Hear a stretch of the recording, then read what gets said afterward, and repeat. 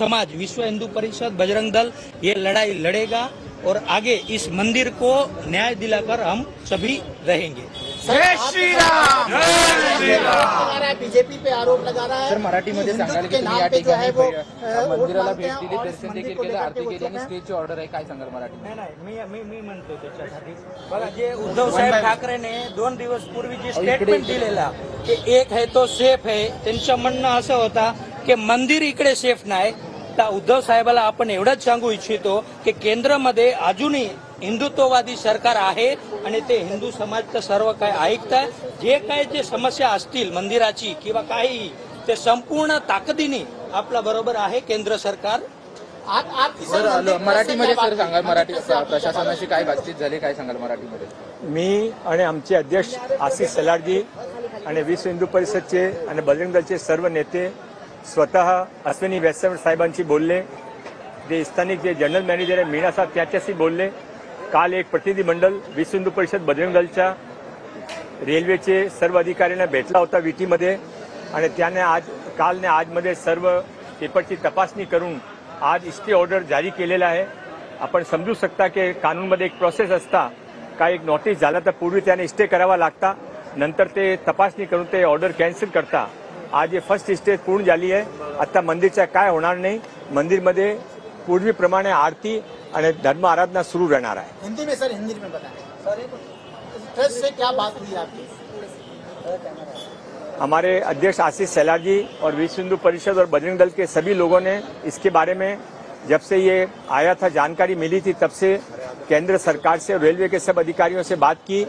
कल एक प्रतिनिधि मंडल विश्व हिंदू परिषद का और बजरंग दल का रेलवे के जनरल मैनेजर के सबसे मिलकर आया और आज सुबह इन्होंने रेलवे मिनिस्टर श्री अश्विनी वैष्णव जी से बात की।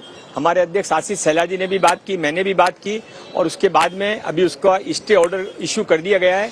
मैं स्टे ऑर्डर की कॉपी आपके साथ में अभी शेयर कर दूंगा और ये मंदिर जहाँ पर है वहाँ पर धर्म आराधना ऐसे ही शुरू रहेगी। ये हमारी इस मंदिर के सामने खड़े रहकर हनुमान जी की मूर्ति के सामने धर्म की प्रतिज्ञा है। इस मंदिर का कुछ भी बाल भी बांका नहीं होगा। ये बहुत आस्था का मंदिर है, सैकड़ों हजारों लोग यहाँ पर आते हैं और इस मंदिर में ऐसे ही पूजा आराधना शुरू रहेगी। क्या आपको लगता है सर इस पर राजनीति शुरू हो गई है? मैं इसके बारे में कुछ नहीं बोलना चाहता हूँ। मंदिर के बारे में बहुत सालों से जो सर्वे चल रहा था उसके हिसाब से कोई नोटिस इश्यू हुए थे, उस नोटिस को विश्व हिंदू परिषद बजरंग दल और हमारे अध्यक्ष आशीष सैलार जी ने सबने बात करके स्वयं अश्विनी वैष्णव साहब जी से मैंने भी 2 बार बात की, अब उसको स्टे कर दिया गया। आदित्य ठाकरे महाआरती करने जा रहे हैं शाम को। अभी जब स्टे हो गया तो किसकी महाआरती करेंगे? वो जब ऑर्डर ही स्टे हो गया तो राजनीति करना कर सकते, पर अभी ऑर्डर स्टे हो गया तो क्या क्या महाआरती करेंगे?